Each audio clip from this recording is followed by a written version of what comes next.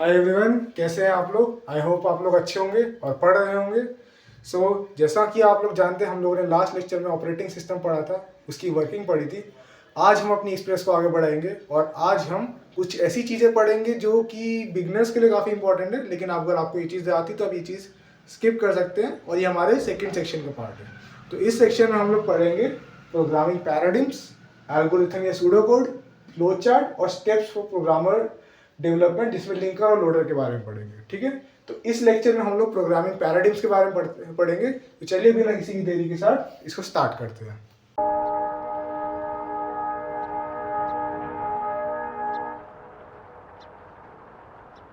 Start करते हैं programming paradigms. तो जैसा कि आप इस वर्ड को जान रहे हैं, प्रोग्रामिंग पैराडिम्स, इसका मतलब होता है स्टाइलिंग ऑफ प्रोग्राम।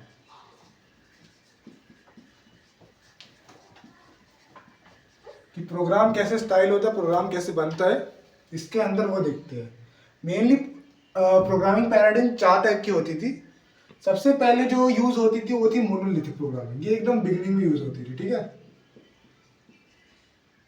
उसके बाद आई अपनी मॉड्यूलर प्रोग्रामिंग, और जो आज की डेट में जो यूज करते हैं, आज की डेट में जो प्रेजेंटली यूज करते हैं, वो हमारी ऑब्जेक्ट ओरिएंटेड प्रोग्रामिंग है और या फिर एस्पेक्ट ओरिएंटेड प्रोग्रामिंग है।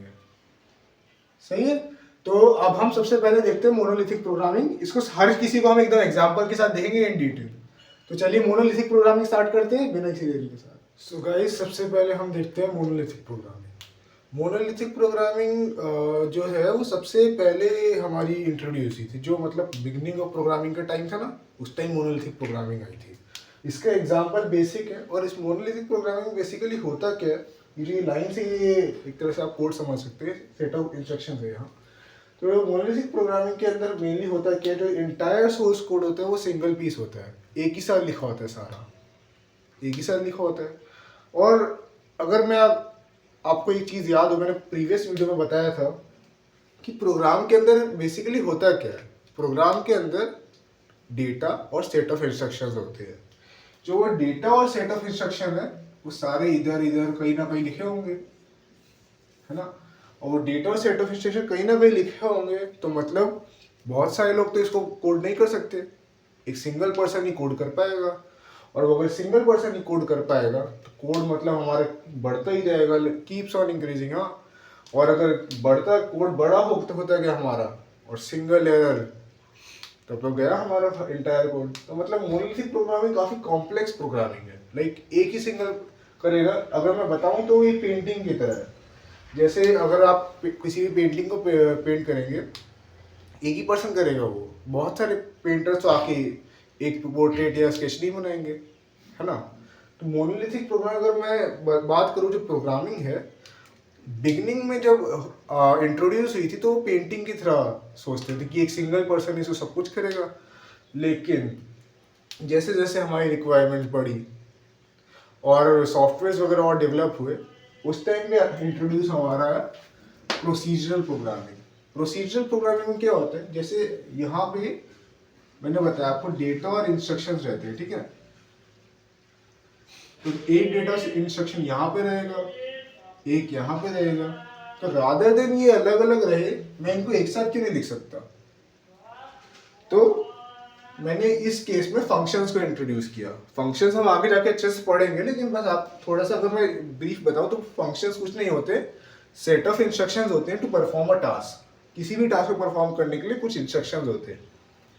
तो इसके अंदर वो सेट ऑफ इंस्ट्रक्शन लिखे रहते हैं फंक्शंस के। ज्यादा दिन यहाँ पे हमने बहुत सारे अलग अलग जगह लिखे थे, मैंने इनको एक जगह डिफाइन कर दिया। अब एक जगह डिफाइन कर दिया तो रादर लास्ट में मैं एकदम से इनको एक साथ कॉल कर दूंगा। तो देखिए कितना ज्यादा ऑर्गेनाइज हो गया एक ही बार में, है ना। अब सेम केस मॉड्यूलर प्रोग्रामिंग के अंदर है। मॉड्यूलर प्रोग्रामिंग कुछ नहीं, final level of procedural programming है। इसके अंदर कुछ नहीं, अगर डेटा और सेट ऑफ, देखिए इंस्ट्रक्शंस हमारे पास फंक्शंस में है ना। अब डेटा अलग से लिखा होगा यहाँ पे कहीं, अलग अलग से लिखने से बेटर है मैं इनको भी एक जगह डिफाइन कर देता हूँ। और एक जगह डिफाइन करने के लिए मैंने स्ट्रक्चर इन्फो ले आया, है ना। और स्ट्रक्चर इन्फो के अंदर सारे डेटा मैंने इंट्रोड्यूस कर दिया, और फंक्शंस के अंदर इंस्ट्रक्शंस आ गए मेरे, और लास्ट में मेन फाइल के अंदर इन सबको कॉल कर दिया। तो बेसिकली ये ज़्यादा डिफरेंट नहीं है, बट आप देखिए फाइनल होता ही है, एक और फाइनल लेवल पे आ चुका है। मैंने डेटा भी डिफाइन कर दिया। अब लास्टली आते हैं हम object oriented programming. Object oriented programming आज की लेटेस्ट मतलब अभी के टाइम में जो यूज होती है वो ऑब्जेक्ट प्रोग्रामिंग यूज होती है, ऑब्जेक्ट ओरिएंटेड। ये लेटेस्ट लेवल है, ये और भी फाइनल लेवल पे वर्क करता है।